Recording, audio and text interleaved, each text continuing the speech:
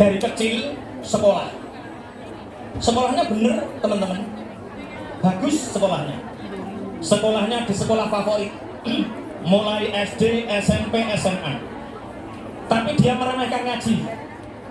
Dia meremehkan ngaji, nggak ke musola, hanya sholat, nggak ke TPI, nggak ke madrasah diniyah. Dia pokoknya sekolah sampai kuliah di Jakarta. Dia sholat.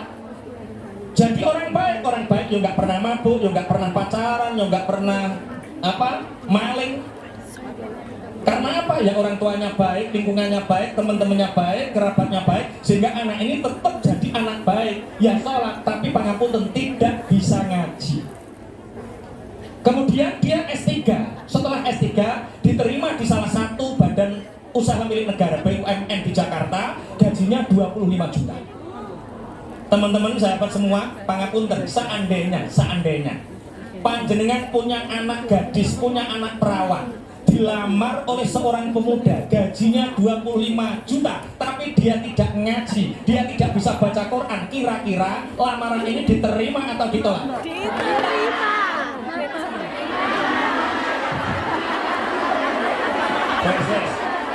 Ini saya jawab ditolak, ini orang bunyi perawan ya.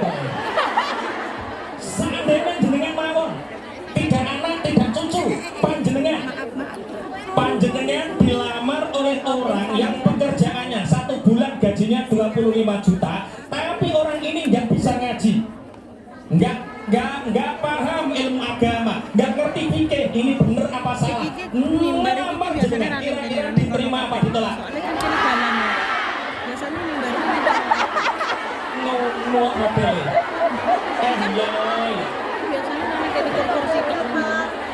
Panjenengan pangapunten, kalau nerima suami itu ditanya ngajinya di mana atau kerjanya di mana? Kerjanya di mana?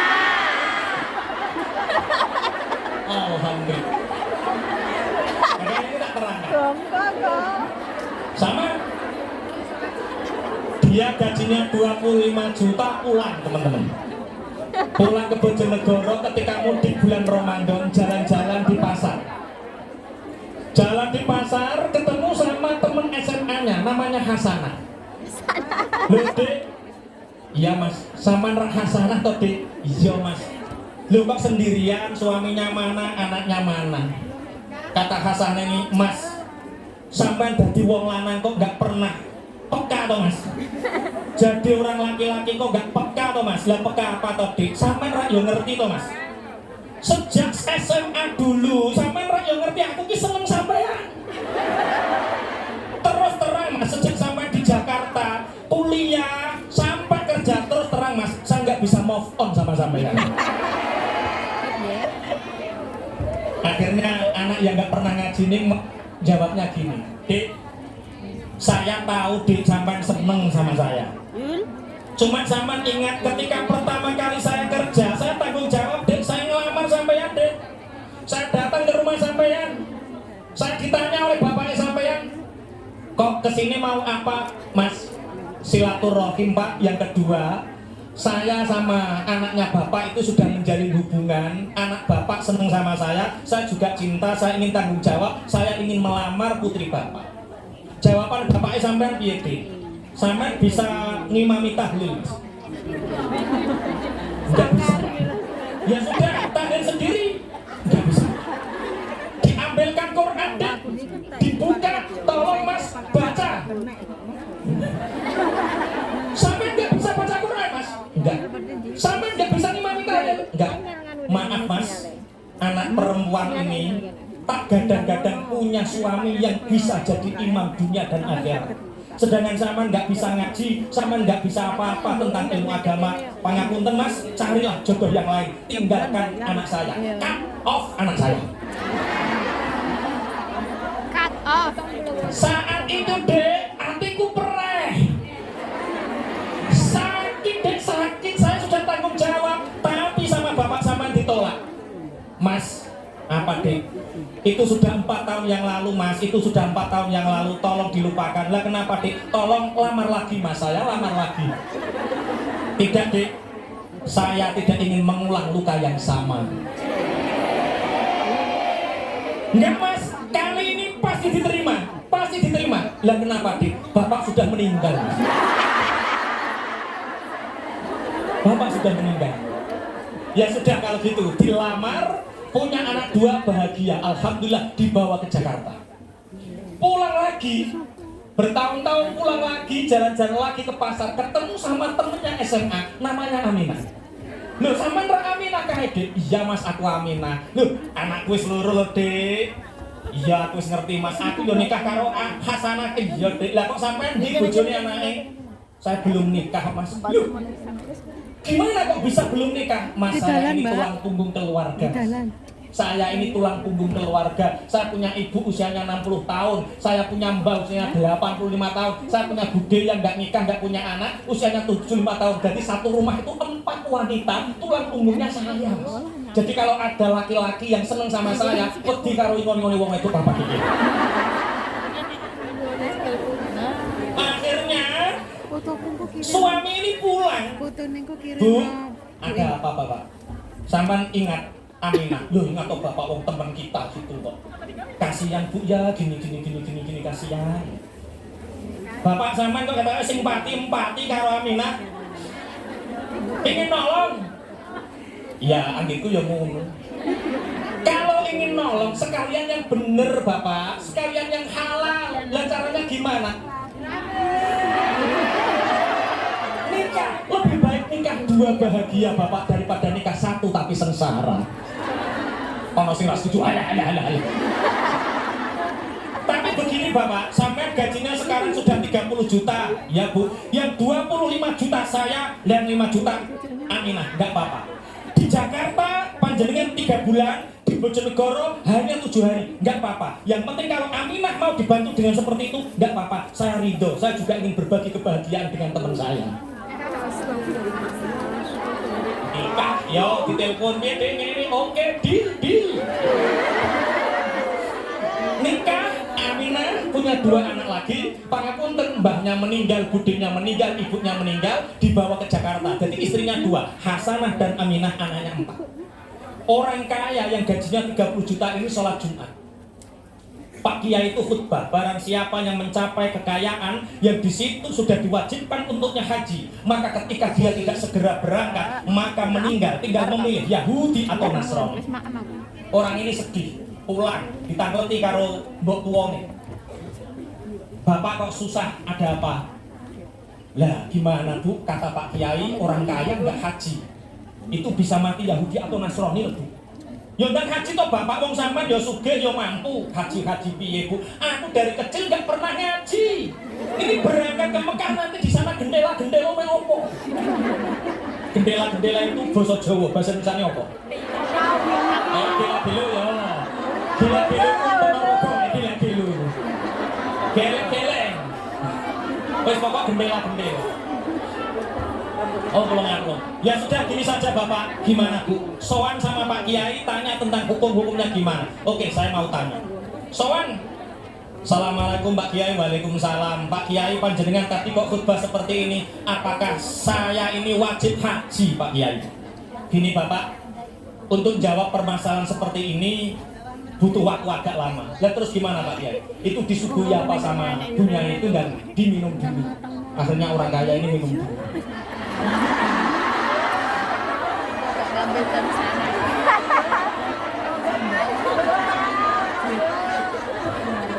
Gerenan. Ini layan.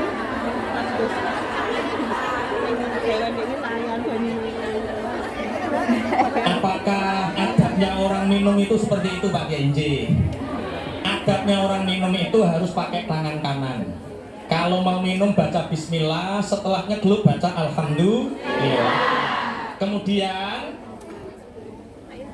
bibir itu harus ditutup dengan jari atau dengan tangan, karena makruh ketika kita minum tanpa menutup bibir. Dan terus di samping, ya tadi kan belum ada tisu, makanya tak usah kita. Ya sekarang ini panitianya peka sekali ini. Sudah Pak Kiai, saya sudah minum. Terus wajib Pak. Tapi gimana Pak Kiai? Saya dari kecil nggak pernah ngaji Pak Kiai. Gampang. Urusan agama ya siru wala tu'asiru. Urusan agama permudah, jangan dipersulit. Sudahlah, sampai berangkat haji, ajak istri-istri, ajak anak-anak. Haji plus langsung berangkat. Ya Pak Kiai. Terus bagaimana doa-doanya Pak Kiai? Pakai rukun wajibnya haji ganti dengan doa ayat Al-Quran apapun yang kamu bisa Buat hafal. siang aja enggak apa-apa. Ayat kursi hafal apa tidak? Nah itu Pak Kiai. Ayat kursi itu bulut Pak Kiai. La ta'khudhu bulut. Sudah, kalau nggak hafal nggak apa-apa. Setiap hari panjenengan sholat tuh Bapak? Iya Pak Kiai, saya sholat. Berarti setiap sholat Anda baca Fatihah? Betul Pak Kiai, saya baca Fatihah. Dan terus? Ya sudah, berangkat haji, rukun wajibnya haji ganti dengan doa Fatihah itu. Pangapunten Pak Kiai. Apalagi saya Fatihah itu hafal tapi sering terbalik Pak Kiai. Terbalik gimana? Kadang-kadang maliki yaumiddin, kadang-kadang makimuddin. Astagfirullah kata Pak Kiai. Tolong Pak, tolong belajar baca Al-Quran. Ikuti TPI taman kawak-kawak seperti ini. Kalau di Hongkong ada TPI Miftahul Huda, ada TPI Ma'arif NU. Ikuti taman kawak-kawak itu. Ngerti taman kawak-kawak ya?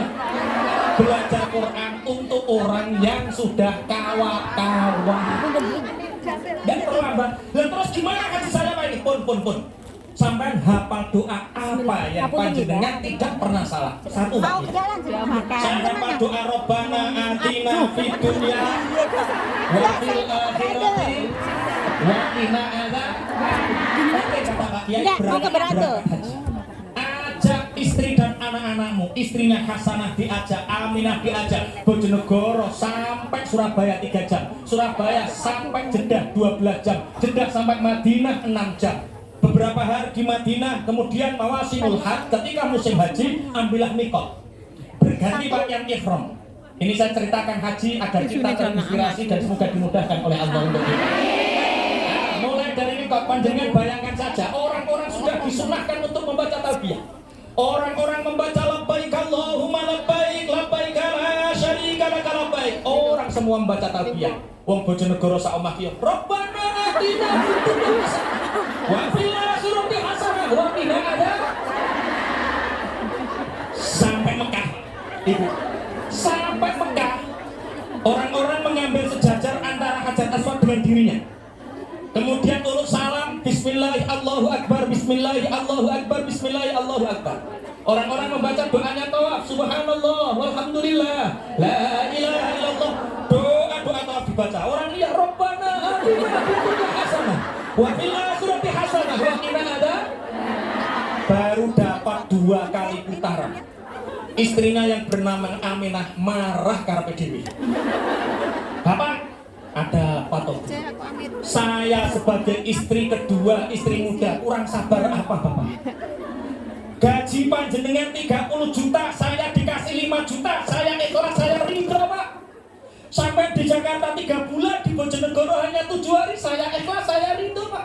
Ini haji mulai Madinah sampai Mekah, hasanah terus saya ridho. Hasanah terus saya ridho. Dan ini sudah di tempat yang paling mulia, dekatnya Ka'bah, kok hasanah terus? Aminah kapan? Teman-teman para kondang, kabarnya kalau suami yang istri mudanya marah biasanya mudah oleng kan ini. Putaran yang ketiga itu doanya diganti. Rabbana atina fid dunya hasanah wa fil akhirati hasanah. Pertanyaannya, kira-kira hajinya sempurna apa tidak? Hajinya tetap sah tapi tidak sempurna. Teman-teman sahabat pejuang, panjenengan sedoyo saya tahu tujuan datang ke sini insya Allah untuk mencari harta, untuk mencari kekayaan, untuk mencari maisha. Tapi jangan sampai kita mencari harta maisha itu sampai tidak membuat diri kita Berarti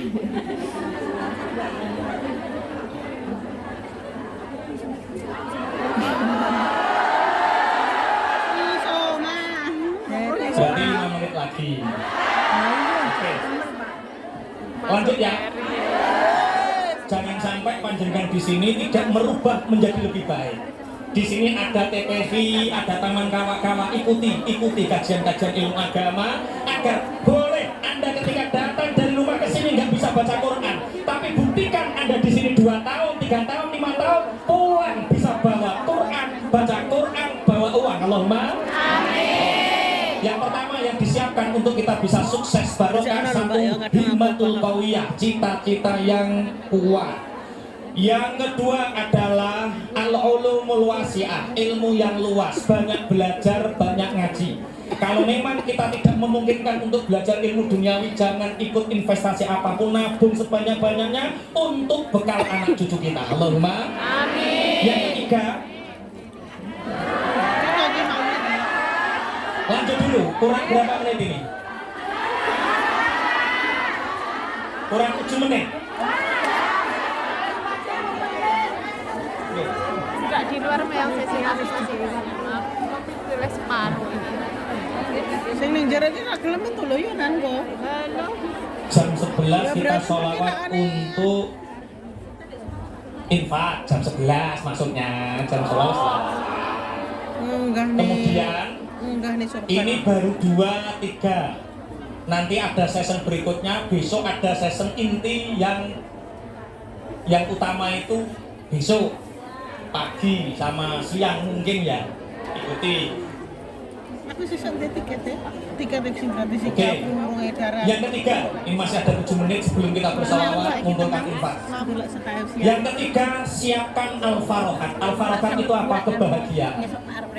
Teman-teman sahabat pejuang, jawab dengan jujur. Ini atas ngaji. Kaya dulu baru bahagia, Bahagia atau dulu, bahagia dulu baru kaya? bahagia dulu. Banyak yang mengatakan Amit ya. kalau uang saya banyak, saya bahagia. Banyak yang mengatakan kalau anak saya pejabat, saya bahagia. Resepnya bahagia dulu, baru bisa kaya uang, bisa kaya hati. Kira-kira panjenengan seneng kaya uang atau kaya hati? Kaya uang belum tentu kaya hati. Kalau kaya hati belum tentu punya uang. Kedua-duanya ini menjadi penggabungan, pangapunten, al-farokat, kebahagiaan. Hari ini kenapa rezeki ini seakan-akan sempit? Kita banting tulang, tapi kita seakan-akan belum mendapatkan apa-apa. Ada yang seperti itu. Kita semakin bekerja keras, seakan-akan rezeki semakin sempit. Ada yang seperti itu. Berarti ya wes itu rasa pergawe tambah salah. Teman-teman, bahagia dulu. Caranya bahagia, satu, perbaiki hubungan kita dengan Allah. Yang mungkin sholat kita masih bolong-bolong, bener. Mungkin kita jarang duha, disergepi. Mungkin jarang tahajud, disergepi. Aku kesel loh Pak Kiai. Wong wis kerja seharian kok cik sampai ngomong tahajud. Tahajud tidak harus malam Ibu. Sampai sholat isya saja. Sholat isya habis itu langsung ba'diyah 2 rakaat. Habis itu tutup 1 kali witir sampai tidur sampai subuh. Maka semalam suntuk Anda sudah diberi pahalanya seperti orang yang bertahajud. Saya mau nyamin ora tau tahajud kan. Aku mau tes kok amin ora tau tahajud kan. Dia rasa strategi cocok iki. Jalan Yang punya pintas. masalah dengan Allah, perbaiki. Dari masalahmu karo Allah, dekati Allah, maka Allah akan memberikan apapun yang kita inginkan. Satu, hubungan kita dengan Allah perbaiki.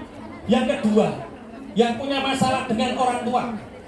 Orang tua itu siapa Pak Kiai? Al-abna'u atau abna'uka salasatun. Bapak, ibumu, orang tuamu itu 3. Yang pertama, orang tua yang melahirkan kita, bapak ibu kandung kita. Yang kedua, orang yang memberikan jodohnya kepada kita, namanya siapa? Mertua. Mertua. Yang ketiga, orang yang ngajari ilmu kepada kita, namanya guru kita. Yang punya masalah dengan orang tua, perbaiki, minta maaf. Yang punya masalah dengan mertua, ada di sini yang punya masalah dengan mertua, telepon minta maaf. Sudah meninggal, kirim doa. Ada yang punya mertua cerewet? Banyak. Ada yang punya mertua seperti Mak Lampir? Sabar. Mak sabar atau Viro? Mertua cerewet itu karena biasanya kita itu nggak ngerti karakter morotuwo. Iya, karakternya. Saya awal-awal menikah tahun 1, 2 tahun itu ngenggoni morotuwo ya sulit. Apapun yang saya kerjakan seakan-akan salah. Aku rono keliru, aku rene keliru, aku ngono keliru, aku ngene. Ki piye to maratuwa iki. Suatu saat saya ketika jam 6 pagi ngajar, sampai hari ini saya kalau jam 6 pagi itu ngajar santri-santri itu, saya baca ketika itu kitab Mukhtarul Ahadits. Ada satu hadis tahadau tahabau. Salinglah kalian memberi hadiah, maka kalian akan saling mencintai. Saya baca hadis ini berabak nangis, ini jawabannya, istri tak peluk, dek, ini jawabannya dek. Apa mas? Kita kudu transfer neng Ponorogo. Ya berapa mas, ya semampu kita. Pertama 300.000. Bu, minta nomor rekening. Kalau ada yang bermasalah dengan mertua, ada masalah dengan orang tua, minta nomor rekening, pasti langsung dikirim.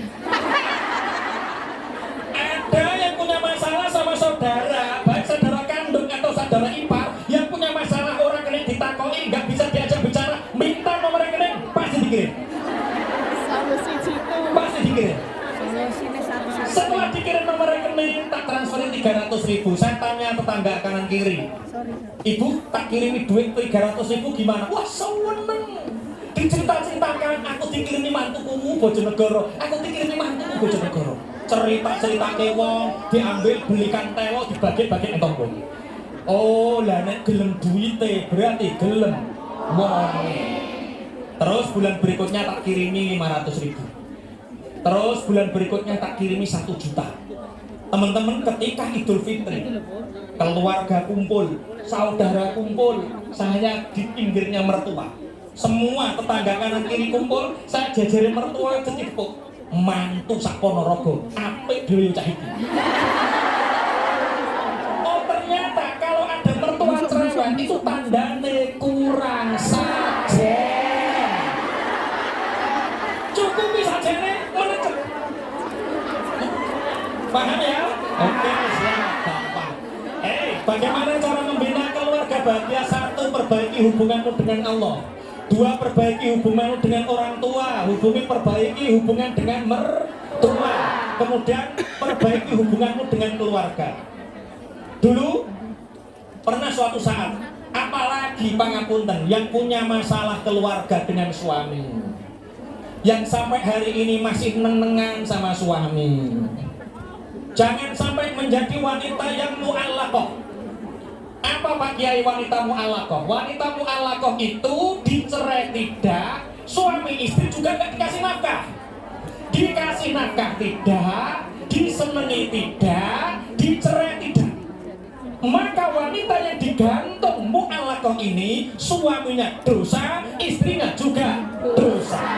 Maka dalam keluarga al-farokat yang bahagia itu, yang tentukan kalau lanjut ya bahagia, kalau tidak lanjut jangan digantung, titik.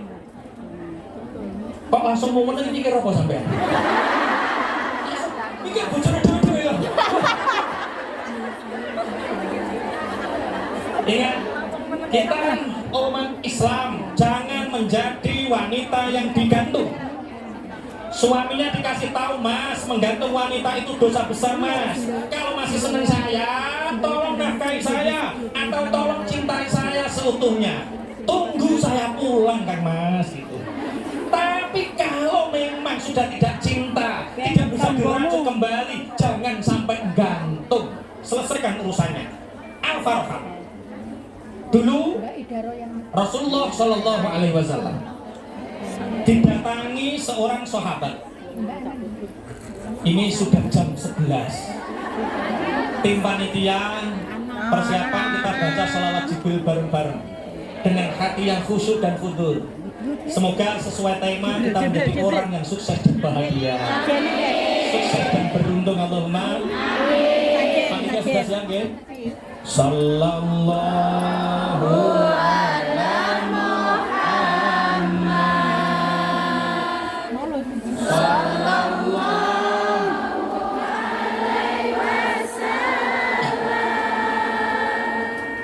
Sallallahu ala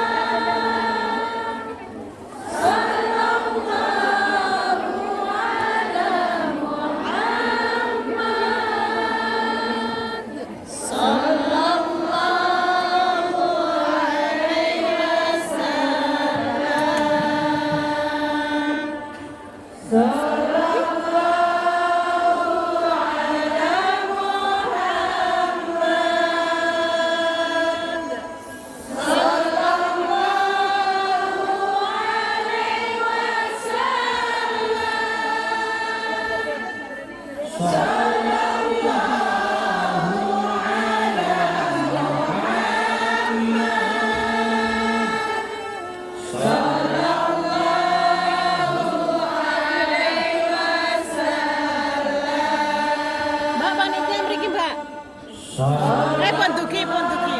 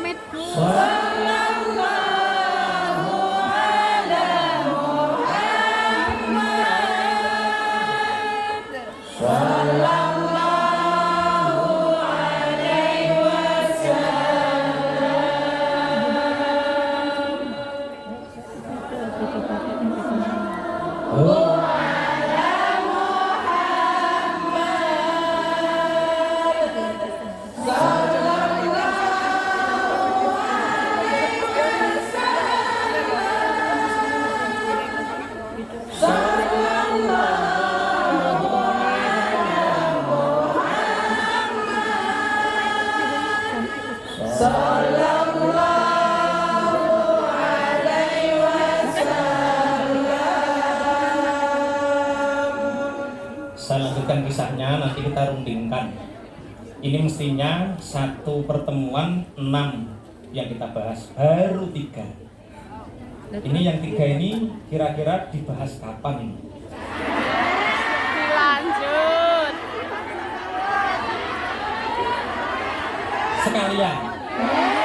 Ini jam 11.15 doa. Gimana panitia? Doa di tengah, Pak. Langsung Iki nggih. 3 dulu. Ini 3 saja.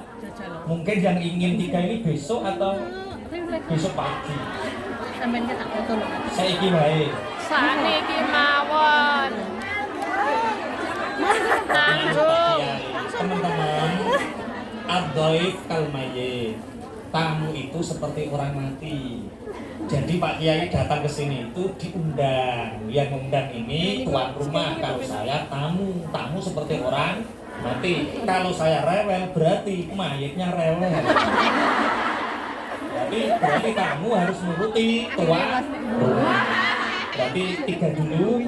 Yang 3 insya Allah nanti kita rundingan sama panitia. Nanti jenengan dapat pengumuman insya Allah.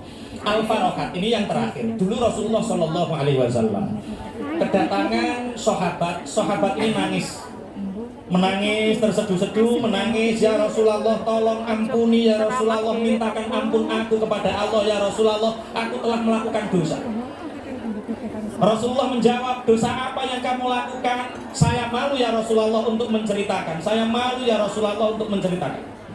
Ceritakan, aku mintakan ampun kepada Allah. Tidak ya Rasulullah, aku malu untuk menceritakan. Teman-teman, sahabat ini pulang.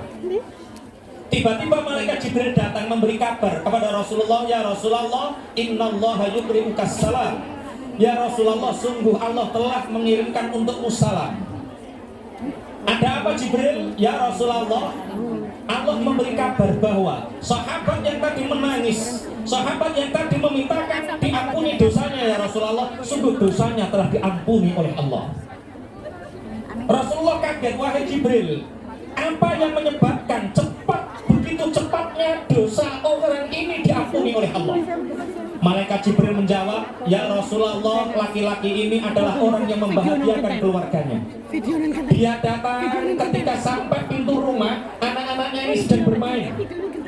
Di depan rumah anaknya bermain, tahu bapaknya rawuh, langsung berdiri menyambut, Bapak rawuh, Bapak rawuh. Senang hati nih. Ketika ngerti anak-anak menyambut istrinya datang, Masya Allah, Bapak rawuh ikut memeluknya. Saat itulah siapa yang membahagiakan anak-anaknya, siapa yang membahagiakan istrinya, maka rahmatnya Allah akan turun dan diampuni oleh Allah dosa-dosanya. Kemudian Rasulullah bersabda, inna fil jannati daron yuqalu laha darul farah la yadkhuluha illa man farraha sibyan. Di surga itu ada tempat yang indah untuk bermain, namanya gedung gembira, dan tidak bisa masuk darul faroh itu kecuali orang-orang yang membahagiakan keluarganya. Makanya teman-teman tolong, kalau kita ingin sukses barokah, hidup kita sukses dan bahagia, syarat yang ketiga adalah bina hubungan keluarga dengan baik. Satu tadi apa? Cita-cita yang kuat. Yang kedua ilmu yang banyak. Yang ketiga adalah kebahagiaan. Masih 4, 5, dan 6. Insya Allah besok